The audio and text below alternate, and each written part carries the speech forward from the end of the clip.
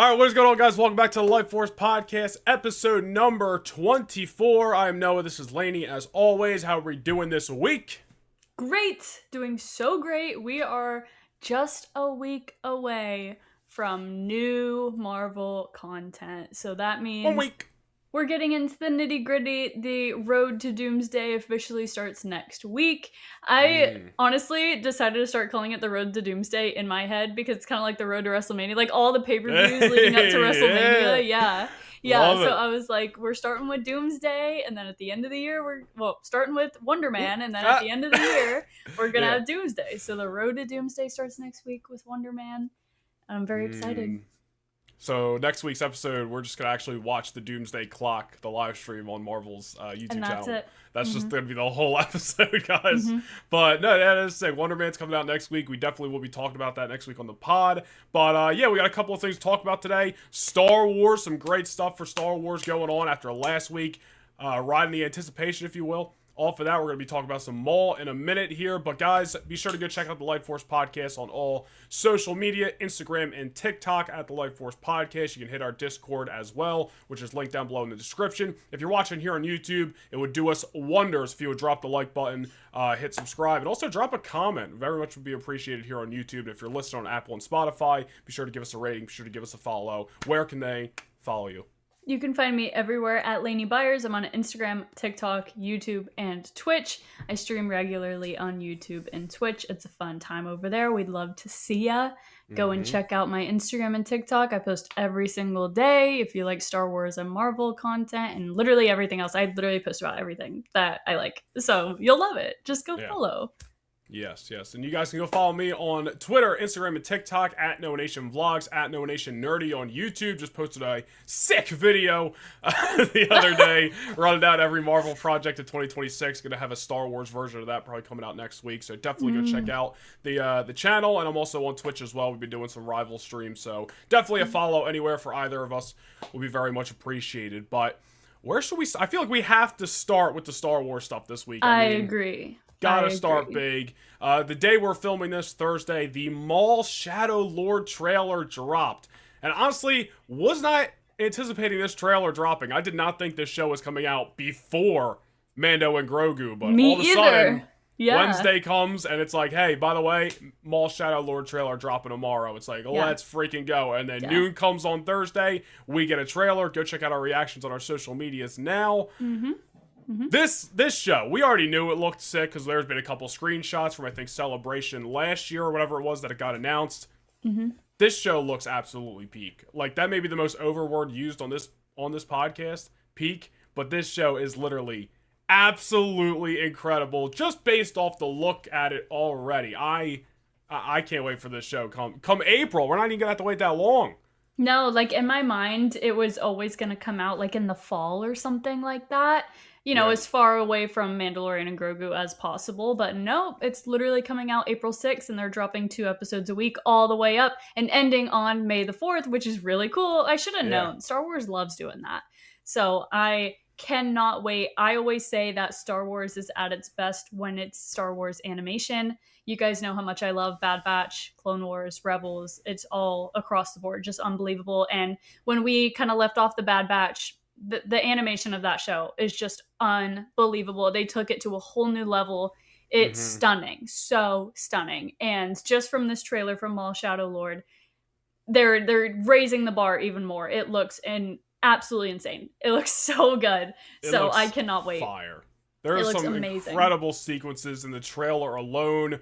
Maul uses a saber, just absolutely tearing through the competition, if you will. Even a little bit of Duel of the Fates at the end of the trailer there just absolutely gave me some goosies, to say the very least. We got some returning characters outside of Darth Maul. We got Marok, the guy from the Inquisitor from Ahsoka, who Ahsoka diced up and he turned to dust. He's going to be in this show, which is pretty cool. I'm always interested when a new character like that comes and goes so fast. I'm always interested to get more of their backstory, or maybe not even a backstory, just to see more of them in action, so we're going to get Marok in this show. And then I don't know the name off the top of my head, but you pointed this out in our trailer reaction. That other Inquisitor from Tales of the Jedi that Ahsoka really did dice up. Ever named. Yeah, I don't know if he was ever named, but you guys will know what we're talking about. It's like Ahsoka's last episode in Tales of the Jedi when that Inquisitor shows up on that planet that she decided to take refuge on, and he threatens that family that she's been living with, and she just kills him in like 2 moves. But he had a sick mask that was really, really cool. So that Inquisitor was seen in the trailer, which is really cool. I think that's really cool. He was in Tales of the Empire, I think, too, right? Now that I'm thinking about it, it's been a while. That show's been out for like 2 years. I'm not gonna lie to you, dude. I haven't seen Tales of the Empire. Yeah. I feel like he was in Tales of the Empire. Marok might have been in Tales of the Empire. Guys, please don't kill me for that bit of information. I haven't seen Tales of the Empire because genuinely, like, I don't want to watch Morgan Elsbeth's story. Yeah. And I don't... Wait, who's the other one? Is it Grievous? No, it was Barriss. Barriss Offee. I'm sorry, guys. like, no, I can't. I don't want to watch it. Maybe if I get bored. No, stop. Maybe eventually, like, if I get bored, I will watch it, I'm sure. But, like, it just wasn't something that struck my interest initially, so I still haven't gotten around to watching it. But, yeah this... my favorite one of my favorite performances, of voice acting performances, is Sam Witwer as Darth Maul. He just brought Darth Maul to a whole new level. Like, when you think about all that we had of Darth Maul was his brief appearance in The Phantom Menace doing cool lightsaber tricks with a dual-sided lightsaber. Little to no voice lines. He speaks one time, I think, maybe? I don't know. I don't really remember. But it's literally just that at last we'll have our revenge moment. Yes, yeah. But Sam Witwer, what he was able to do with Darth Maul in the Clone Wars is some of the best voice acting work I've ever seen, and it's one of my favorite performances, like I said. Too. And in Rebels, yep. So I just cannot wait for to have a show that's completely centered around him, and just to experience that, because every time Maul is on screen, it's peak, literally every single time. So we're gonna get a whole show of peak. Like, name one episode of Clone Wars or Rebels that Maul's in that's bad. I'll wait. None. They're all unbelievable. I cannot wait. It looks so good. And I mean, the delivery of his lines, I will never get over. It's like bone chilling, and you're hanging on every word he's saying. And even in just the trailer, the lines that he's dropping are just fire, dude. They're so good. I cannot wait to listen to the heat that Darth Maul drops in this show. Sam Witwer for years has just brought such more life into the Darth Maul character. Dare I say, is like, he's the guy for Darth Maul for me. Yeah. Like, I love Sam Witwer. He's one of the few, like, actors or voice actors that I want to meet that I haven't met yet. I know he used to do some, he still does some cons here and there, but I'm hoping to catch, I know you have. I'm hoping to catch Sam Witwer maybe in 2026, hopefully, because this show's coming out. Maybe he'll start bopping around a little bit more. But I did see, I'm going to completely mispronounce this guy's last name, so as a matter of fact, I'm not even gonna try. But when we clip this out, I will put it on the screen. But it's this guy, Matt. He was one of the main writers behind Maul's Shadow Lord. You also saw this. Yep. Who also wrote the icon, or at least one of the people that wrote the iconic Umbara arc in the Clone Wars. I found this out from Luke's Outpost over on Instagram, and also shout out to him. Luke's Outpost. Yeah, shout out to him. Come on the podcast. We'd love to have you. But that just makes me even more hype for this show, because that's one of the best, if not my favorite arc in the Clone Wars. Yeah. I literally told D. Bradley Baker that was my favorite arc in the Clone Wars back when I met him 2 years ago, and he just looked up at me like, because obviously it's like a terrible arc for the clones, kind of. But I'm like, but it's good, and like your Rex has some great moments. It just adds so much to the clones and gives us like insight of what the reality of war is for the clones. Yeah. And I mean, obviously this is a special situation during the Umbara arc, but we get more Fives and Jesse and Hardcase. It's just, it's so good. I know. Yeah. So just hearing that is just like, oh man, it just keeps getting better and better. It just gives you more confidence that this show is going to be sick. And obviously they literally flashed it in the trailer, like from the writers of the Clone Wars, which is like, oh, great, even better. Like, I know it's like obvious, but it's just like, hey, just in case you forgot, subtle reminder that peak writers are writing what is probably going to be a peak 8 episodes, dude. Yeah.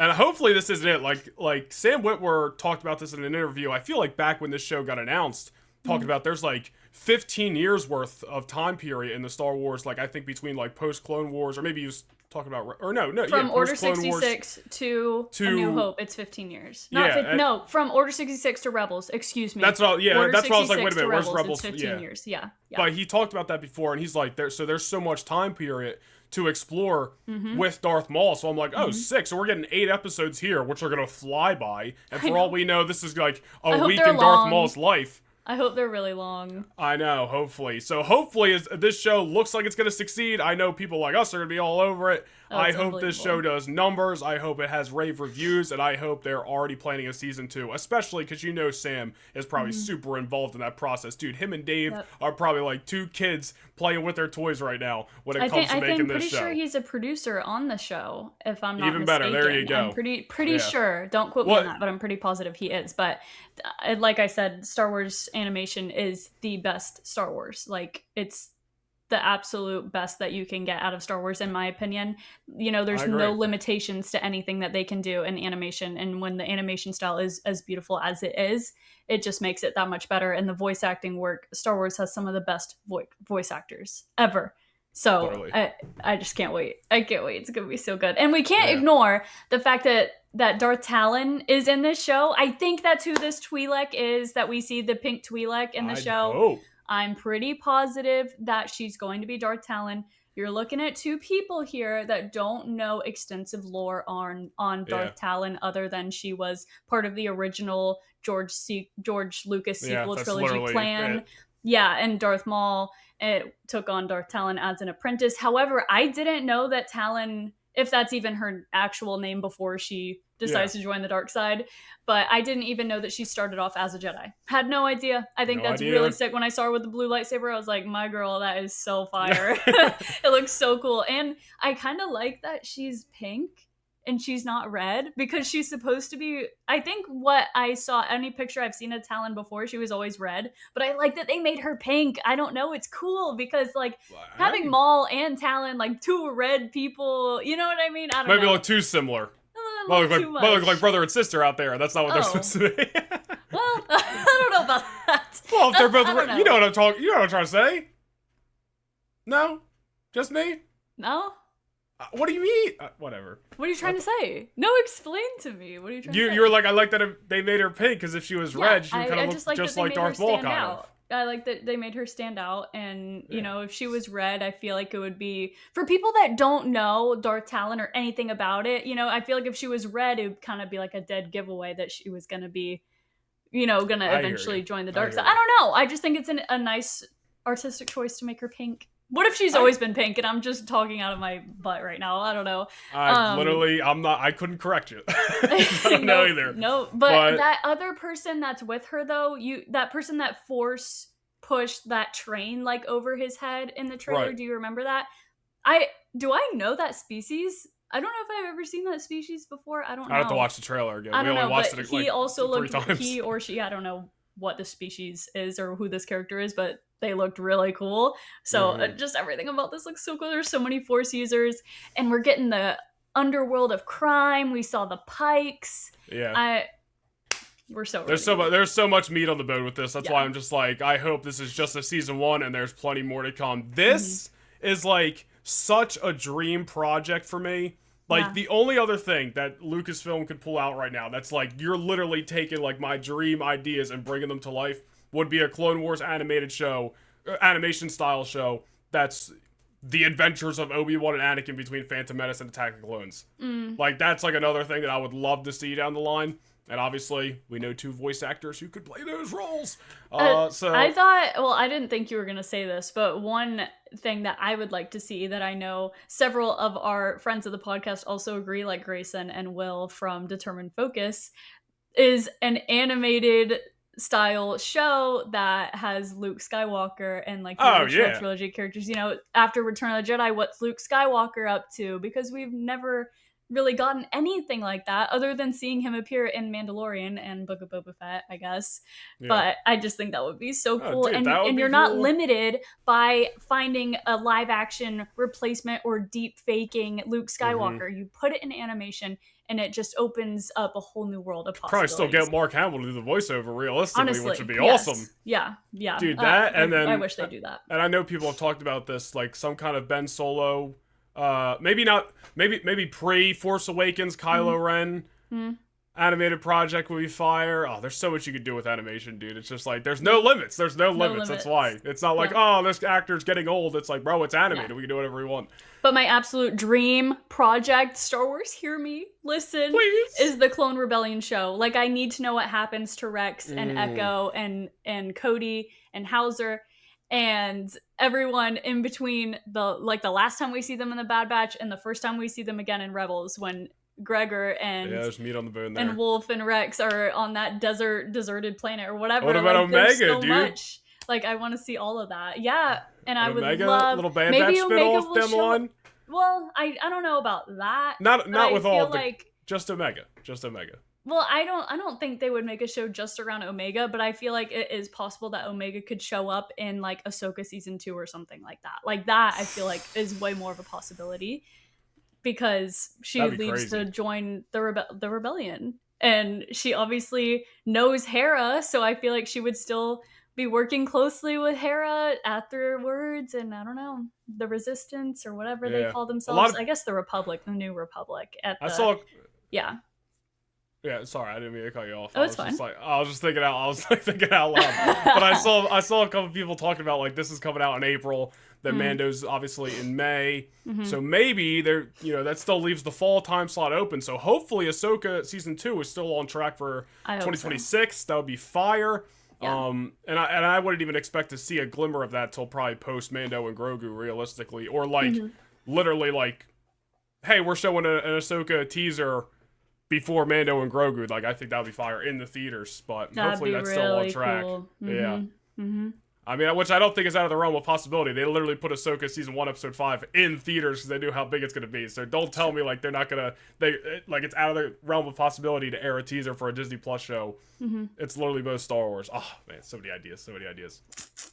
Exciting. Speaking of Mando and Grogu, did you see? I sent you 2 pictures earlier today. Yes. If you wanted to pull them up, I saw those. And this is completely speculation, and I probably put these on the screen when I edit the podcast episode too. But I'll definitely put them on the screen when we clip this out. But there's a couple of new like promotional posters and graphics going around for the Mandalorian and Grogu movie. Some of it was like international stuff, and some of it was from the States as well. But people are pointing out, and I think it's fun speculation. There could be nothing there, but people are pointing out that these new photos very different than the first look of Mando and Grogu that we got, like with that very Indiana Jones-esque poster. And everyone's pointing out that the new graphics and whatnot kind of look very similar to the Mandalorian season 2 vibes. You remember how like all those graphics leading up were kind of blue, like, and how season 3 was kind of green? You know what I'm talking about? No, dog. That was so long ago. Like, I don't remember any promotional pictures for Mandalorian it's season still, 2. If you go on Disney Plus, it's like the Mando season 2 like picture or something like that. I'm pretty sure.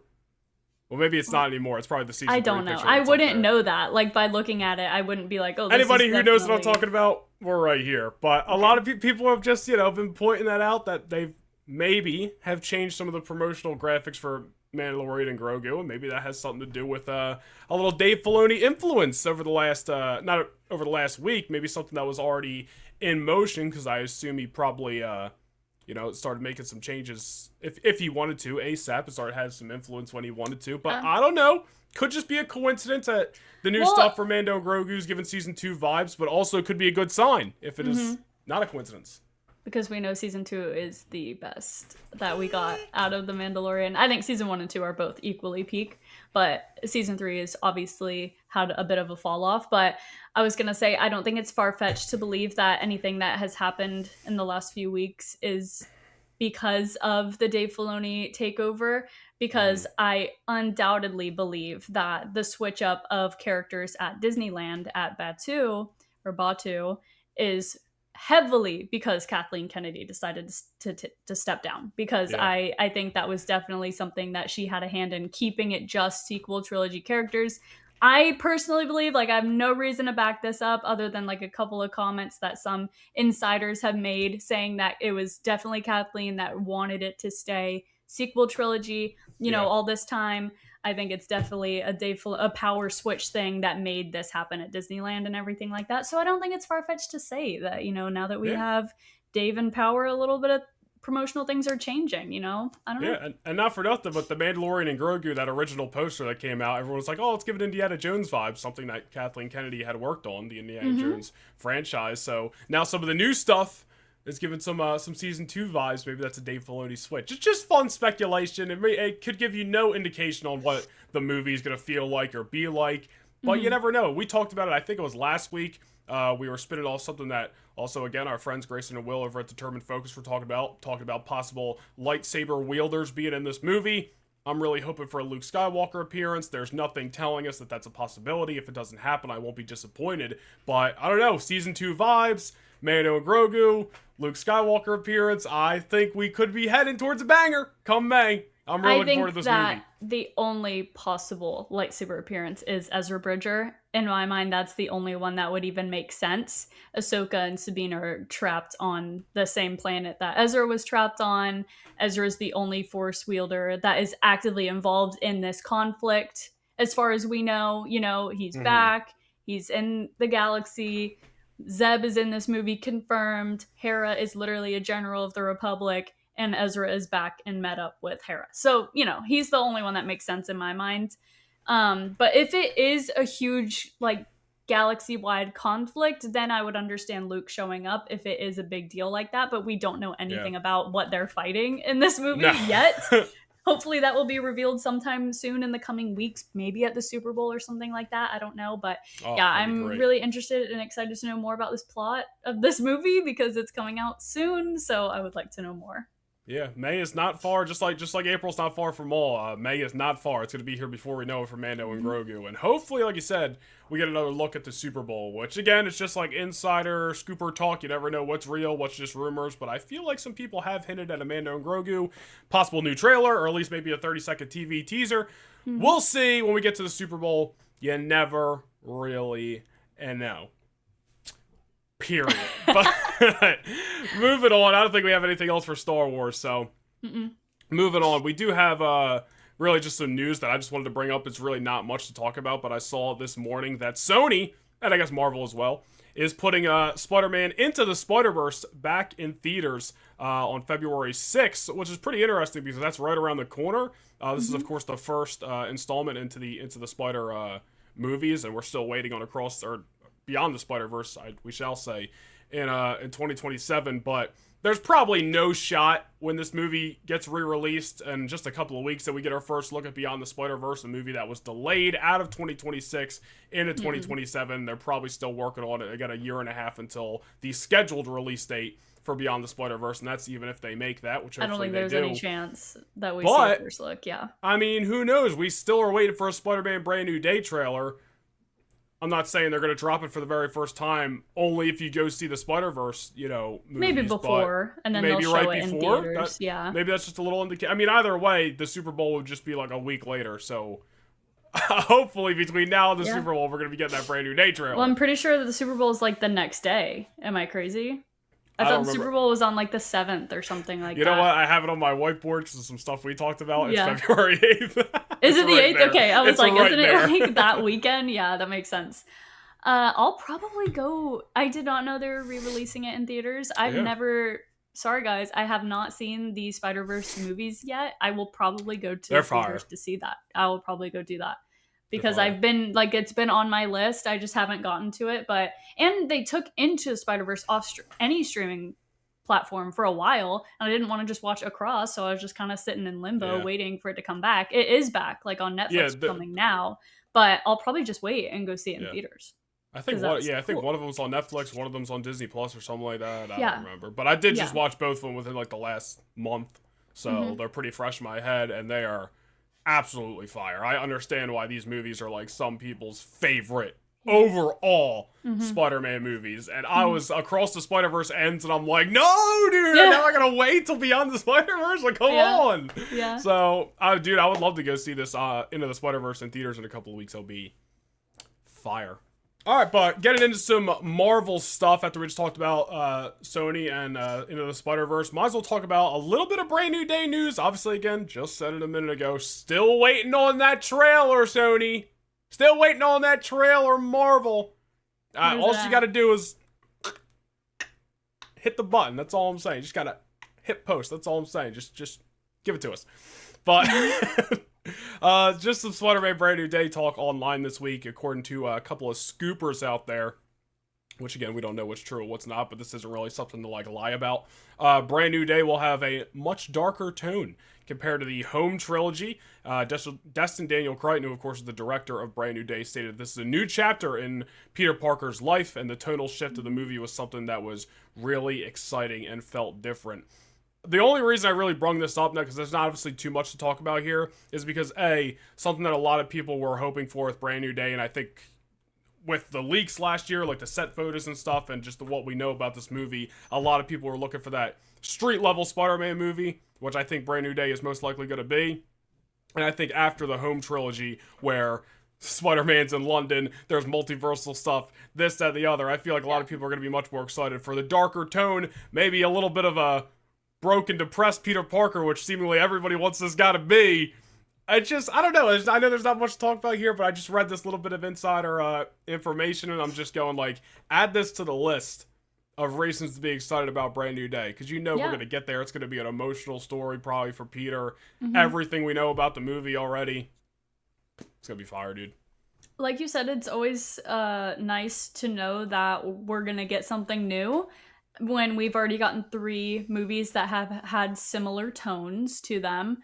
I think it's exciting to know that they're putting a little bit of a shift into this new one. I mean, when the Punisher is involved in the story, I can't see how it wouldn't have a darker tone to it. So I'm really excited. You guys already know that I'm really excited to see the Punisher on the big screen, especially alongside Spider-Man. They've shared some moments together in the comics. There are specific panels. We do. There's specific panels that I'm thinking of that they could easily remake in this movie, and all of those panels involve Spider-Man taking some hits, like being beaten down. So I'm excited. Just a wee bit. Yeah, I'm excited. Yeah. Where is that trailer though? Like honestly. Dude, I'm just saying, Marvel. Like, I understand. What? So we had the Avengers trailers for 4 weeks. All right, that kept us busy. And then, you know what? Maybe Star Wars was like, hey, can you give us a week and we'll do our Maul trailer this week?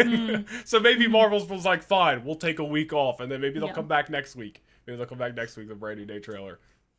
Not or a Super Bowl.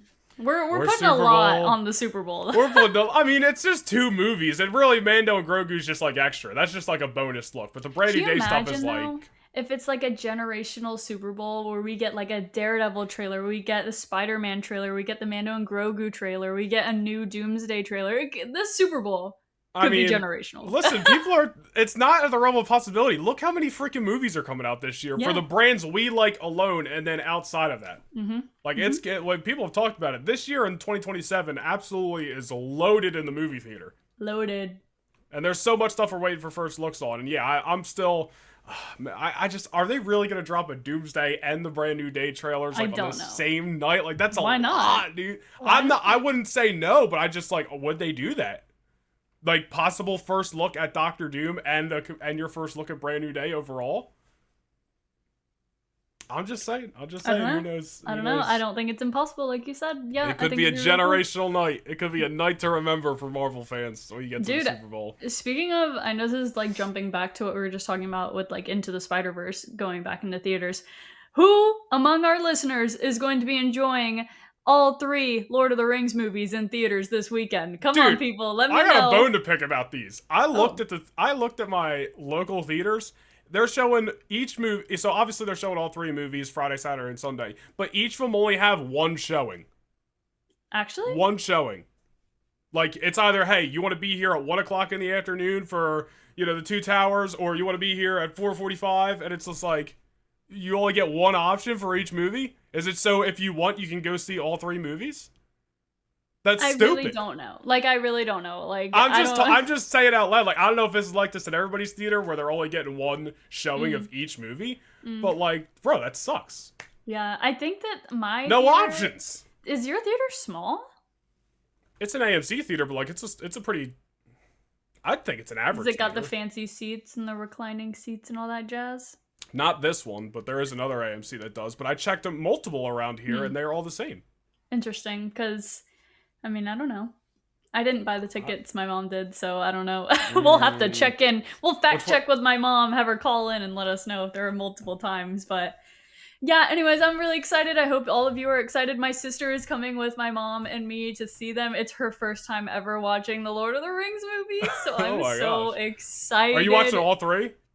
Yes, but not back to back to back. We're going like Friday and then Saturday and then Sunday. Oh, okay. I was like, dude, that's way too much for one day. Yeah, some of the running times are basically 4 hours for these extended cuts, the extended, which is crazy. But you can't like watch anything but the extended cut. So yeah, I'm so excited. So if any of you are going to be enjoying Lord of the Rings in theaters this weekend, I'm right there with you. I can't wait. You guys got to let us know in the comments if anyone else is going to be having an incredible time with this re-release, because Lord of the Rings, as you guys know, a lot of you like discovered the podcast for the first time because of our Lord of the Rings clip where I was saying that it's like the most peak thing to ever exist, but it's like true. So we know what's better than it. Everything. X-Men 97! Oh! Don't bring it up. Oh my gosh, dude. That clip still gets comments every day. Like, yo, this guy said X-Men 97. I'm like, I'm done arguing with people about the context. All you did was ask if I liked it more than X-Men 97 because everyone knows how much I love my X-Men. But they don't know that. Yeah. And it's okay. Hey, listen, I don't care. That clip has done wonders for the podcast on Instagram. Yes. So I'm not complaining, dude. You want to hop in our comment section and call me an idiot? You're just helping us out, technically. Time. She tells me I'm an idiot every day, so it's fine. What were we talking about? Lord of the Rings. Lord of the Rings. Yeah. And we were talking about like Super Bowl trailers, and I interrupted to talk about Lord of the Rings. So what do we got next? What do we got next, dude? Old Kevin Feige talking about Marvel over here. A little bit of reports this week that said Kevin Feige for the last year or so, probably more than a year, Kevin Feige has been solely focused on overseeing the productions of Avengers Doomsday and Secret Wars, and he has left Spider-Man Brand New Day mostly to Amy Pascal, and I'm sure he's stepped in where he's need to, but for the most part, he's probably been more hands-off. And Kevin has only stepped away from the Avengers movies to hire Jake Schreier for the X-Men reboot movie as the director, who I'm pretty sure was the director for Thunderbolts, which we of course both love, and to cast Sadie Sink, which if you want me to open up that can of worms, I will. Nope, I don't. But nope. Yeah, she said, "Oh, we talk about it." But I don't know. I thought that was pretty interesting. Like Kevin Feige, the guy at Marvel, is like, "Hey, we got a stacked year, 2026. I don't care about anything else besides making sure Doomsday and then eventually Secret Wars is absolutely fantastic." Well, you have to imagine with the size of that cast and with what I'm sure is them having a lot of script reworks all the time, it has to be all hands on deck. I mean, like we said, this is a make or break project. Doomsday is the biggest thing that they've ever done, possibly. So, of course, the head of Marvel has to be heavily focused on that and Secret Wars. These are Avengers movies. They're like the biggest thing in superhero media. So I can understand why he would not be as hands-on with Spider-Man, which is the fourth Spider-Man movie. You have Tom Holland there. I don't know why everyone hates Amy Pascal. Like, I didn't know that there was this widespread hate for her, and I had no idea why. Either. I'm really not even too familiar with her. I know she works on Marvel. Does she have something to do? I feel like I heard her name with something to do with casting. I'm pretty sure she's a casting director. Well, then there you go. Right? And then also, can you do a quick lookup? Yeah, I'm pretty positive she's a casting director because I think that I think she's the one that just casted like the entire Sunrise on the Reaping Hunger Games cast. She's like a generational casting director, if I'm thinking of the right person right now in my mind. I could be wrong. She's a key producer for Sony's Marvel films, so I guess she really is just more of a Spider-Verse person. I must be thinking of someone else then. I guess I'm thinking of someone else. But why do people hate Amy Pascal? I'm not familiar with her involvement of projects, so but people love, apparently. That's Daniel Cretton. Is she like heavily responsible for like Madam Web and all those movies? Well, if she's working for Sony and it says she's involved in some of the Spider-Verse stuff, I mean, maybe, but that doesn't mean that the failure of those movies falls on her. I mean, we don't know enough about them to really make a stance there, but I'm just guessing. So I guess she might be I can involved in all that. understand why that would make people nervous if movies like that are tied to her name. People are like, oh no. But it's not like she's the only one heading Spider-Man Brand New Yeah, she's Day. not directing it. You know, like Destin Daniel Crichton's directing this, and everybody has been in love with him directing this for the longest time. Even Tom Holland has been he's like, the vocal Thunderbolts about director?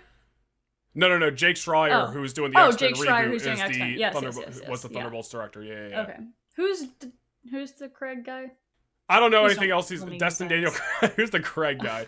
Destin I'm Daniel sorry. Crichton. I don't know anything else he's worked on. Maybe he's done Marvel stuff in the past. His name's not Craig at all. Not Craig. I'm so sorry. I'm so sorry. I'm not meaning to be disrespectful. We'll call him sir. DDC. Okay, Dustin. Not to be mistaken Is for it Destin or three Dustin? other letters. Destin. Okay, Destin. Destin Daniel Crichton. Crichton. Okay. That's how I've heard people pronounce it. If it's wrong, I'm blaming other people because I And swear we don't know anything about his other all my work. life that I've heard multiple YouTubers and content creators say Crichton, so That's I'm going fine. with Crichton. That's fine. Destin Daniel Crichton is the director for Spider-Man Brand New Day. Mm-hmm. And Amy Pascal, her involvement, I really don't know enough about her to even make a stance. Yeah, a lot of people have been nervous about Amy Pascal being the one that is taking more of like a bigger role with taking care of this movie. I don't even know what that entails, but I don't like. It's not like it does not worry me at all whatsoever. How much positivity has been surrounding Brand New Day since they started filming this thing last August? Yeah. Or July, whatever it was. Like, it's been nothing but hype surrounding this movie. I barely have seen anybody be like, kind of nervous, we don't know much about it. Everybody's just itching for the trailer. Everybody's just itching to see what happens. Everybody's already banking that this upcoming trilogy with Tom Holland is going to be better than the Home trilogy, which I don't think is going to be that hard to do. I know we just talked about this like in the tier ranking video we did, which we posted this past Monday. Go check it out. And I love Homecoming. I think Far From Home is all right. No Way Home is obviously legendary. But like, I think, as we said earlier, there's a lot of reasons given in those movies as to why people just want Spider-Man and his movies to be brought back down to earth a little bit. So this will be the last time we see Tom Holland Spider-Man before Doomsday and Secret Wars. And then after that, it's probably going to be a bit of a reset, reshaped MCU. Obviously, Tom Holland will still be around, though, as Spider-Man, and who knows what Spider-Man 5 and 6 are going to look like. Maybe some Harry Osborn action, maybe some Eddie Brock action, which we'll actually talk about momentarily. Oh. But, I don't know. I'm pretty excited. I'm pretty excited for Spider-Man Brand New Day. Yeah, And no reason to be nervous. Nothing goes to the big screen. Nothing goes through to the public without going through Kevin Feige. So, I don't think there's anything. That doesn't mean Kevin Feige's hands off, not involved in this project whatsoever. It's not like he hasn't looked at the script once. Yeah, I'm sure he knows exactly what's going on in this movie on that set, gone on that set. I'm sure he's just like, all right, I put people who I trust involved, go take care of it. It's I got up other to stuff them to do. to execute. Yeah. Because they were literally filming this last summer when they were also filming Doomsday. Feige can't be in two places at once, so you can make a couple calls, but that's about it. He's just one guy, dude. I'm sure he's surrounded himself with trustworthy people. Yes. But again, he did step away to hire Jake Schreier for the X-Men reboot movie, which speaks volumes to me because Kevin, I think, produced on, I don't know if it was all, but a lot of the Fox X-Men movies back in the day. It's kind of where he got his start, I think, in Hollywood. Yeah, I think he's a producer on a lot of those movies, and he's a big like X-Men a guy huge from what I understand. of the X-Men, right? Like, it's something that he's been wanting to do forever. And that's why I think it's super notable that he stepped away to hire Jake Schreier specifically, who he obviously trusted after the Thunderbolts movie, and I think, was a phenomenal movie. And we even talked about it way back when on the podcast. Like, if there's any guy who could handle an X-Men movie after the emotional beats that the Thunderbolts gave you, I mean, this seems to be a shoo-in. So that just goes to show you the fact that he stepped away to hire that guy goes to show you how much Kevin cares about this X-Men reboot movie in 2028 or 2029, whenever it's going to be, being absolutely fire. Probably he's going to make sure that it's the best X-Men movie that we've ever freaking seen, dude. Yeah, I'm so excited for the Mutant Saga. Like, just knowing that Kevin Feige, that the X-Men is like his favorite thing. I think from what I read, it's like one of his favorite things in Marvel. No, I've heard that too. Something he's always wanted to do. Like, he's always had a plan in his mind of what he wants to do with the X-Men, which makes me feel so much better about the handling of them. So I just cannot wait to see what it is. And obviously it's just speculation, but people have talked about stuff with like the Sony contracts and buying Marvel bought Fox back in the day, and there might have been like some non-competes. So even though they own the Fox stuff, they weren't able to bring in X-Men characters for a certain amount of years, which is why I didn't really see X-Men characters in the MCU until like Deadpool and Wolverine. So like that means there's just been years that Kevin wasn't able to make X-Men content because of contract and legalities and stuff. And he's just been sitting there probably cooking the whole time. So it's like, why have we gotten X-Men ever since Kevin Feige and Marvel bought, Disney, whatever, bought the Fox assets? Probably because they couldn't, but now they're gonna, and now they're getting to work, dude. And I'm not gonna lie, I'm glad that the X-Men have missed out on this phase of the MCU. Yeah. Kind of a blessing in disguise, because now they're going to be up there with hopefully Spidey and the Fantastic Four as like the headliners of the next multiple years. Hopefully the next like decade of Marvel content, dude. And he also stepped away to cast specifically Sadie Sink, which also tells me X-Men. Because she's a big name actress, Noah. Who is that guy who, the fact that I just said who is that guy is going to make so many people mad. But who is that big name that they casted for Thor Love and Thunder? That is blanking me right now. Villain? The guy that played Gore, the God Butcher. Why is it blanking? I'll just look it up. I'm sorry. Thor. Hold on. I don't know, you guys. I'm sorry. Bear with me. Christian Bale. Duh. Yeah. Duh. I would know if he looked anything like himself in that movie, which he doesn't. So, yeah. That's kind of makes you forget, which is honestly a positive. Love when actors get lost in the character. But listen, there's been plenty of big names that have come into Marvel over the years, guys. Plenty of big names. Kevin Feige stepped away to specifically hire Sadie Sink. Oh, she's a big actor. Yeah, but you know what else? Because he's making sure that the X-Men are going to be peak. They're going to be peak. He's making sure that his Jean Grey is exactly who he wants her to be. Just she doesn't have to be Jean Grey. She doesn't have to be Jean Grey for her to be a big character and for her casting to make sense. Sure. She does not have to be Jean Grey. She doesn't have to be a redhead. You have no idea who she's going to be. There's literally set photos of her with red hair. And she's wearing a bunch of jackets. You don't even know what she's wearing. There's literally a set photo out there from when the set photos were leaking last year. 100%. It's real. It's not AI. It's when all the other ones were coming out. So we don't know what she's wearing because she's got like 4 jackets on and long pants, but she's got her red hair. I was pulled my headphones off. Listen, I'm just saying. I'm not diving down the rabbit hole. I'm just saying. Because I'm not gonna argue with you about it. Yeah, I know you are. Which that's why you shouldn't even run up the hair thing. I'm not. I'm just saying that the fact that he stepped away to hire Sadie is just that much more icing on the cake. We'll find out when it's July who she's playing. It's Jean Grey. Speaking of Stranger Things actors, somebody I think you love, Dacre Montgomery. Can we get a huge pop in the chat for Dacre Montgomery?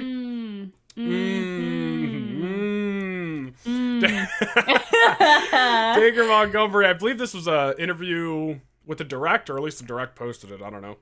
Dacre Montgomery said in a recent interview that he'd be open to joining the MCU and an MCU project. Who wouldn't? Well, that's true, but he would only really want to do it if it had the right director in mind. Obviously, try to be a little bit picky and choosy if he were to get that opportunity with, who he would play. And people can't help it. They saw that and started running with it online, like fan casting him and stuff. Last week, we talked about Joe Keery. We think he'd be perfect for Harry Osborn. You talked about Dylan O'Brien. You think he'd be perfect for Quicksilver. Just recently, we got some reports of Sony being more open to Marvel using their characters, all the Spider-Man, his Rogues Gallery, all that stuff. And there's been some rumors and some reports out there about Kevin wanting to do his own new MCU Venom down the line into the Mutant Saga and stuff like that. Dacre Montgomery, I feel like, could play a pretty fire Eddie Brock, dude. I'm not saying he looks like comic accurate Eddie Brock or anything like that, but once that symbiote takes over and he looks like Venom, does it really matter? And I think it's a really good casting idea, and I'm not the only one saying this. There's people online saying this. I'm not pulling this out of my cheeks here, but really good casting idea because but the symbiote and the Mind Flare kind of similar, dude. The Mind Flare took over Billy in Stranger Things, and we saw how he could play that. What am I trying to say? That character that's been taken over or whatnot, and he's kind of not in control. Character. That possessed character, and it kind of got me thinking, like, yo, the symbiote can kind of do the same thing. I think he'd be a hell of an Eddie Brock if there was an opportunity. I don't know enough about Eddie Brock to say that I agree.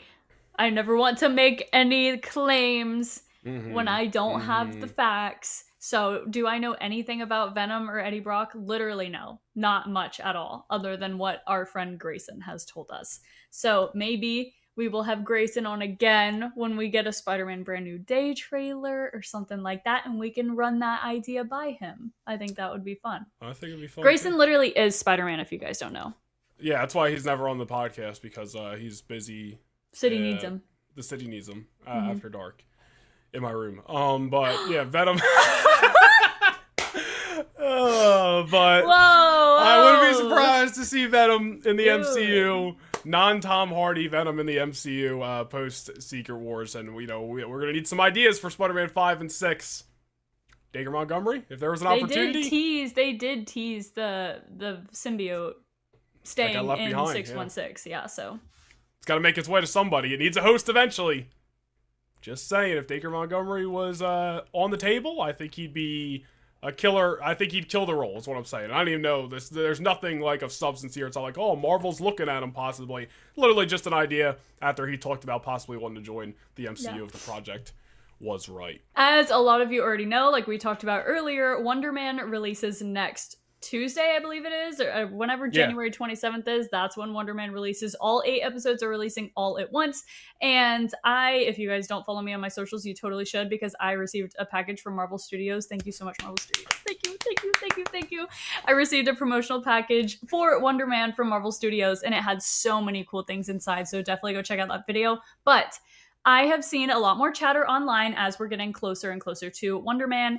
And if you don't know a lot about Wonder Man in the comics, his name is Simon Williams. He is an actor, just like they're portraying him as in this show. But in the comics, he's exposed to like some kind of experimental energy or whatever by Baron Zemo.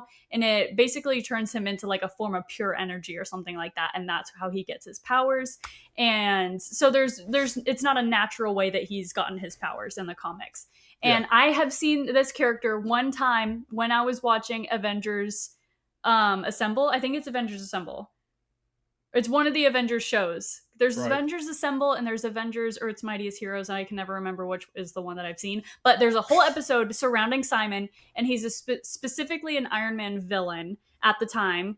And I think Baron Zemo gave him his powers or helped him with his powers specifically to infiltrate and take down the Avengers. So that's kind of the only little bit of lore and stuff that I know about him from the comics. But because he's not like a huge, widely known character, I feel like it kind of opens the door for Marvel to go in a different route if they want to when they're adapting him in the show and the MCU.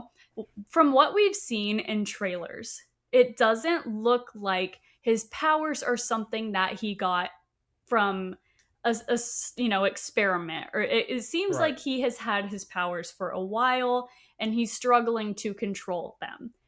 People online have started to theorize and talk and think, hey, maybe Simon Williams is going to be one of the first mutants that we see in the MCU. Maybe they're saying that he is going to be a mutant instead of someone that was experimented on, and that's how he got his powers. He's not going to be the first. Obviously, we have Kamala Khan, we have Namor, but maybe Simon Williams is also going to be someone that is like, hey, people are showing up that are now born with powers. You know what I mean? So that's just a theory that's been going around online. I think that's really cool. Yeah, I think it would be a really cool route to take. Like I said, it's not like, I don't think a lot of people are acting like they'd be mad if they change the way that they adapt Simon Williams in this show as opposed to how he is in the comics. People are acting like, oh, just another character that they're changing when they're not accurately adapting them. Like, don't tell me that you're emotionally connected and emotionally like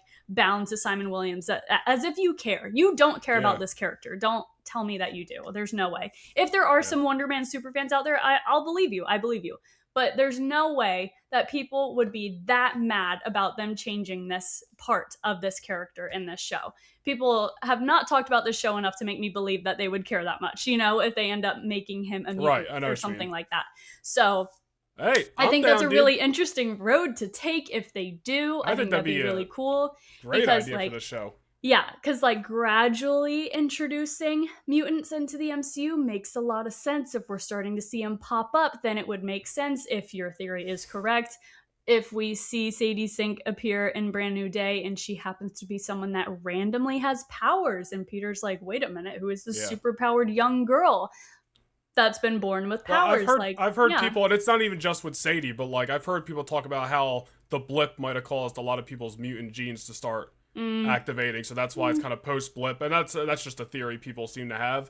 And obviously, I think at least I'm in the camp, and I think you agree to a certain level. Like we're not going to get the original like way that the X-Men started in the MCU because it's probably going to be a very unconventional start to the X-Men post mutant saga. It's probably something a little bit different than we've seen in comics. As far as we know, there's no Charles Xavier in Earth 616. So how they introduce mutants, obviously that's already started, and how they continue to introduce mutants to the point when we get to the X-Men mutant saga. I mean, hey, I'm down. I'm down for anything. I'm not one of these people who's so like, no, live and die by the comics, because Marvel, the MCU has never done that. They've never lived and died by the comics. They adapt ideas. They change what they need to change. That's it. It's really just comics are source material. I mean, kind of at the end of the day. And that's not to say, again, they don't adapt stuff, because they absolutely do. And they'll do stuff one-to-one at times. But a lot of the times they don't do stuff one-to-one. So sometimes they can't. Like there are limitations to adapting heroes on the big screen or in shows or whatever, in visual media instead of physical media. But yeah, I just thought that was a kind of cool theory. I thought it was a cool idea. We don't really know too much about this show as far as the plot. I mean, we might get to the second episode of the show and we see him get experimented on. You know what I mean? Like, we really don't know. But I highly doubt they're going to be like, this is a guy that was an employee of Tony Stark and he hated him. And then it kind of feels repetitive when we're talking about Jake Gyllenhaal's character, Mysterio. Yeah. I don't think that they're going to do that route. So, yeah, I'm just so excited. Like Noah said earlier, we are going to be watching all 8 episodes before we film. So next week's episode is going to be our full review and breakdown and rating of Wonder Man. We're very excited for it. So, yeah. I can't wait. It's the road to Doomsday begins, just like you said at the beginning of this. Next week's episode is going to be Wonder Man review, Road to Doomsday. That's what the title's going to be called. But speaking of Doomsday, we want to wrap up this episode, and we've talked about our most anticipated movies several times on the channel. But we did it so long ago, so it's like... We did it so long ago. Yeah. Things have changed. We've gotten new looks at the movies, we've changed physically, mentally. We've changed, but we wanted to What are you trying to say? You haven't changed mentally. Oh, God, here, dude. If anything, you've gotten worse. What? That is crazy. No, it's not true. I'm taking cheap shots every day for no reason. But anyway, we just wanted to kind of wrap up this episode by running down, once again, our top 10 most anticipated movies of 2026. This is something we actually did on our second episode of the podcast. But again, that was all the way back in August. Things have changed. We've got new looks, first looks, changes that have been made to the lineup for next year's movies. So... I wrote mine 1 to 10. I don't know if you did yours, if you just have just overall, just like here's 10 movies that I'm looking forward to. But would you like to start? Sure. Ladies first. And say it's your 10 most anticipated movies of 2026 for the clip. Thank you. Please and thank you. Okay. These are my top 10 most anticipated movies of 2026. Woo! Starting with number 10, I did not have this in my original list back when we did this back in July or August, whenever we did this for the first time. Street Fighter is up there on the list. It's up there. Dude, like, I know nothing about Street Fighter. I never played the game. I know like of the characters because they're very popular characters in media, but in video game media. But now that we've seen the castings and the first promotional pictures, I'm like, yeah, I'm excited to see this movie. Like, what a cast. It's stacked. Like, I'm excited for this movie. I think it's gonna testosterone is gonna be through the roof in that theater, dude. Let me tell you, can't wait. Well, the wrestling fans are gonna be out in droves in that theater. Unfortunately, yeah. So number 9, I have Project Hail Mary. It stayed on my list. I am still excited about it because I think it's a movie not too many people are talking about, but it is Ryan Gosling, and I would like to see what Ryan Gosling is up to leading up to Starfighter. So, yeah, I think this has been bumped down since our last top 10. Yes, it has been bumped down. And then number 8, I have Supergirl. This may seem low, I think it also has Wow. been bumped down. It may seem low, but like we've said before, we aren't as high on DC as other people, but it's still really exciting to keep going in the DCU and to get this new movie and to get Millie Alcock. We're very excited about, like, Oh I'm very yeah. excited about this movie. It's just not one of my favorite things in the world like the rest of these movies are. Like, you know, I don't know. Sure. So number 7, I have Super Mario Galaxy. When we first did this list, we didn't even know the name of the movie. Like, we just called Yeah. it Super Mario Bros. 2 or whatever. Yeah. And now that we've gotten a trailer, we know Rosalina's gonna be in it. We know Bowser Jr. is gonna be in it. Like, dude, I'm so hyped for this movie. It's gonna be so, so good. So that's why it's my number 7. And then number 6, I have Legend of Aang, Avatar The Last Airbender, The Legend of Aang. I'm so excited for this movie. I don't care that it's not getting a theatrical release. I think it's criminal that it's not, but that doesn't change how excited I am for it. It's going to be unbelievable. What's this, I on cannot Paramount? wait. I think Paramount, yeah. Oh, I gotta sign up for Paramount. Oh, frick. What a shame. What a shame. You sign up and let me use your login. We'll talk about it. About it. I'm very excited for it. This is an era that everyone has been wanting since the original show came out, like a young adult version of Aang and all the gang. So I'm very excited about it. At number 5, I have The Odyssey. Every time we get new information or new looks at this movie, it looks unbelievable. It's going to be unbelievable. I cannot wait. What a cast. We have John Bernthal, Tom Holland, Zendaya, Matt Damon. It's gonna be something, like a spectacle. It's gonna be a spectacle. So I cannot wait. A spectacle. Cannot wait for the Odyssey. It's gonna be massive. We're bringing it into 2026. You know what else? Imagine if they had a lot of Oh perfect. no! Okay. No! Don't do that. Oh, you don't want to imagine? Okay. Okay. Back to you. No.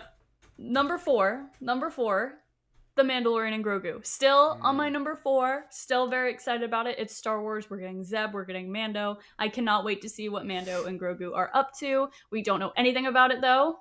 And I just want it to be good. I'm nervous about it. Cautiously optimistic. Just want it to be good. Cannot wait to see Star Wars on the big screen again. Number 3, I have Spider-Man Brand New Day. It's gonna be unbelievable. I cannot wait for this movie. I can't wait to get a trailer, like we said, so we know more about it. Maybe when we get a trailer, it'll move up one spot, but I don't know. John Bernthal is in this movie, so that does help it a lot. But it's a Spider-Man movie. Oh, a freaking I Spider-Man can't. movie. You know I love The Punisher. You know I love John Bernthal. So, yeah, I'm excited about Spider-Man. I ain't got time for your candy ass hair shit. Okay. Let me tell you something. Number 2, Sunrise on the Reaping. The Hunger Games, Sunrise on the Reaping. It's not moving down. It's not moving down. It's not.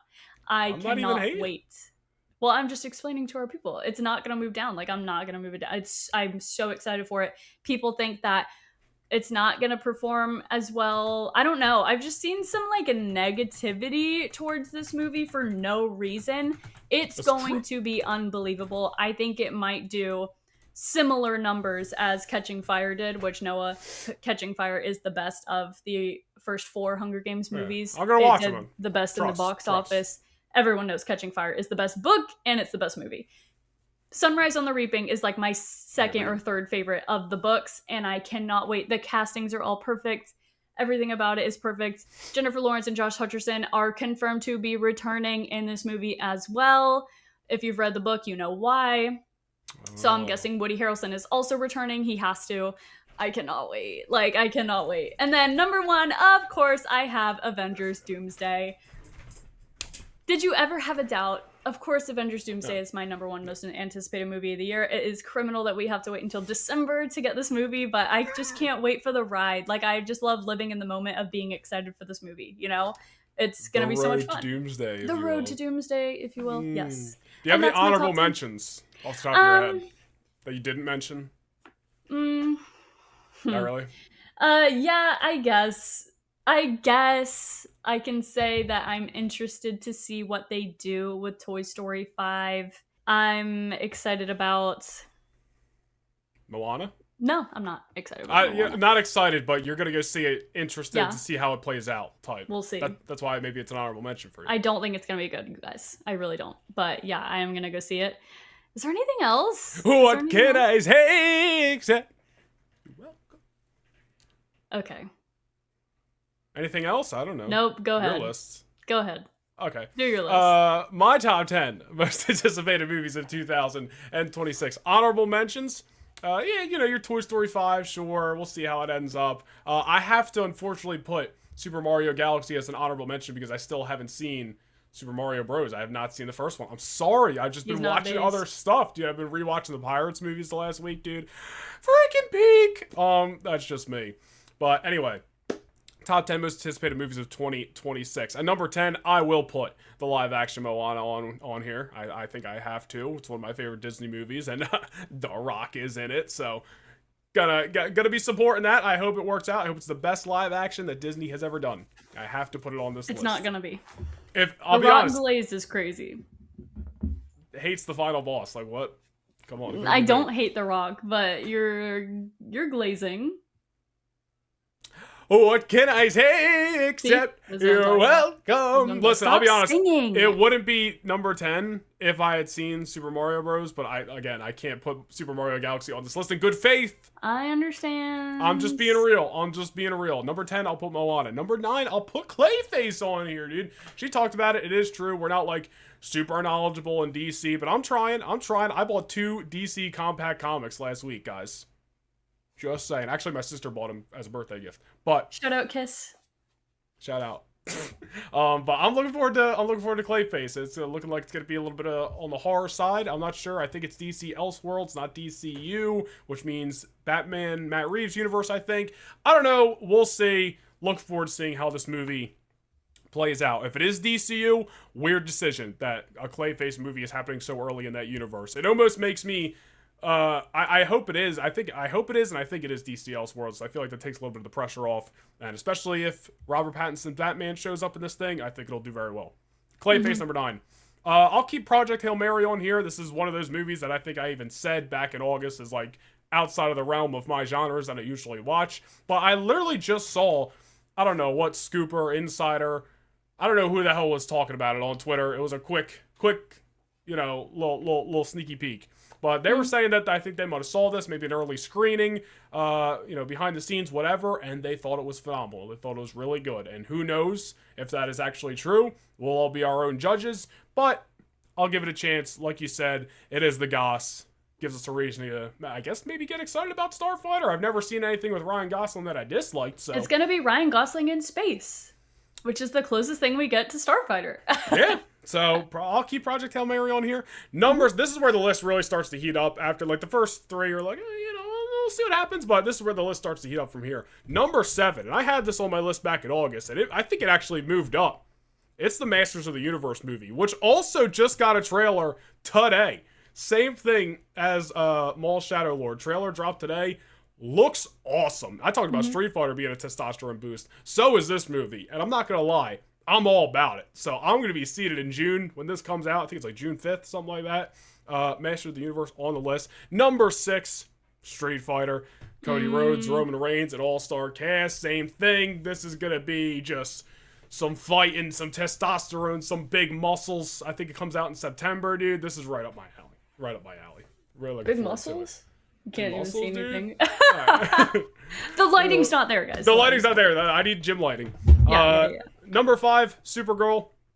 Looking forward to it. A little trepidation about it. Not sure if it's going to be what I hope it is. I can understand the complaints that it might feel a little bit too Guardians-esque, which is like a pro and a con. It's like you think it'd be a pro because who doesn't love Guardians? At the same time, you don't want the DC you want them to set themselves light. apart. Exactly. So I'm looking forward to Supergirl. Millie Alcock, beautiful woman. Just saying. But yeah, Crypto's not gonna be the only one barking at the theater screen. That's all I'm saying. But Supergirl, number 5. Don't be shocked. I literally said that same thing. I know, but every time you say it, it's just like it's so uncalled for and it's like funny. So out of left field. It's We're being entertaining. We're being entertaining. Listen, I'm a veteran at this stuff, all right? We're being entertaining. Supergirl number 5. Ooh. Number... You were on something today. Holy crap. Number 4. Legend of Aang. I will also put Legend of Aang on here at number 4. Atla is one of my favorite shows, I guess probably ever. I mean, it's a phenomenal show, and same thing, like you said, I don't really have anything to add to what you said. A lot of people have been looking forward to seeing this era for a long time. Disappointed it's not going to be in the movie theater, but I'm absolutely still going to check it out. I have Atla pajama pants that I wear all the time, so goes to show you that I'm a fan. Just saying, I'm a fan. Number 3, Mandalorian and Grogu. Honestly, wanted to put this at number 2, but just like you, I'm a little bit skeptical. You know, we were hyping up the movie earlier on. I'm pumped for the movie. I think it is going to be great, and I think there's a lot of positivity surrounding Star Wars right now, and I think this year, I think it's going to be a great year for Star Wars, maybe one of the best years for Star Wars that we have had in a long time, especially if Ahsoka Season 2 does come out this year. I think we're going to look back at 2026 as like, Star Wars really, put their foot out there again this year, and I think Mando and Grogu should be a really good movie. Because a little bit of trepidation, though, after Season 3, which was several years ago at this point, that's why I put it at 3 and not 2.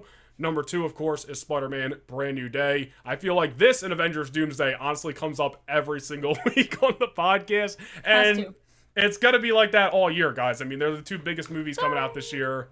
Sorry, like, even after Spider-Man Brand New Day comes out, there's going to be the review. Then there's probably going to be another podcast. And then in November, we'll probably start talking about it again. Like, it's just, the hype is so real.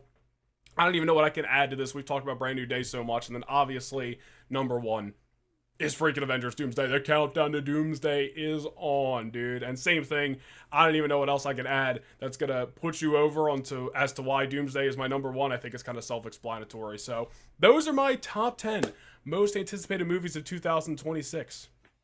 That is me. And I'm pumped to be... I love the old movie theater experience. I can't wait to be sitting my bare cheeks. Not bare cheeks. Holy crap, what? I was like, why would they be bare? Oh, what kind of movie theaters do you have in Jersey, bro? What the heck? My movie theater usually is pretty empty. It's a pretty quiet theater. Holy crap. But they won't be bare. But I will be seated. I will be seated a lot. Please wear pants to movie theaters. Sure. That's a really hot day in the summer. They're not optional. Anyways, guys, I think that's all we got for this week's episode. So, one more time, where can they find you? You can find me everywhere at Laney Byers on Instagram, TikTok, YouTube, and Twitch. I can't wait for Wonder Man. We're going to be all over it next week. We're going to be posting about it everywhere. And I'm going to be streaming a lot leading up to it as well. If you guys like Marvel Rivals and Fortnite and Dead by Daylight and Nintendo games, you should definitely check out my Twitch channel. I love you, stream community. We have a great community. Come and join us. Back to you, Noah Nation. Oh, throwing it back to me. Yep. Caught the ball. Thank you very much. Holy crap. Anyways, you guys can go follow me on social media, Twitter, Instagram, and TikTok at Noah Nation Vlogs. Go subscribe to my new YouTube channel, just Noah Nation. The @ is Noah Nation Nerdy. Help you find it quicker. I'm also over on Twitch as well. And I think I'm looking up at my whiteboard right now. It's got all my things to do and things to remember on there. And I actually think I'm going to be streaming Rivals on Sunday. So yes, you are invited, because you're going to say, oh, I wasn't invited. You're always invited. What time? I don't know yet. Might be 7, might be 8. I'm doing it Sunday night though, so I could stream for a couple of hours. So I will be streaming on Noah Nation YouTube and Twitch this Sunday. So be sure to come over and hang out. And of course, the Lightforce podcast. You can go follow us on Instagram and TikTok. Drop a like and a comment and subscribe here on YouTube. Be sure to follow us and drop a rating on Apple and Spotify as well. Anything else this week? No, that is all. You have to follow us on Instagram and TikTok. You have to. You have to. Because if you fucking don't, Dr. Doom, he's going to be at your doorstep.